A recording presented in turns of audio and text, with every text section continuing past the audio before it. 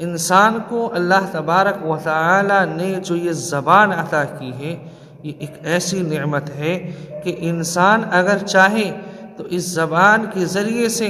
अपने आप को नेक लोगों में शुमार करा ले, अपने आप को बाइज़्ज़त बाएहतराम बना ले। और अगर इंसान की ज़बान उसके काबू से बाहर हो जाती है तो अब जाहिर सी बात है कि इंसान को ज़लील होना पड़ता है। एक हदीस के अंदर अल्लाह के नबी सल्लल्लाहु अलैहि वसल्लम ने इरशाद फरमाया कि इंसान जब सुबह करता है तो उसके जिस्म के तमाम आज़ा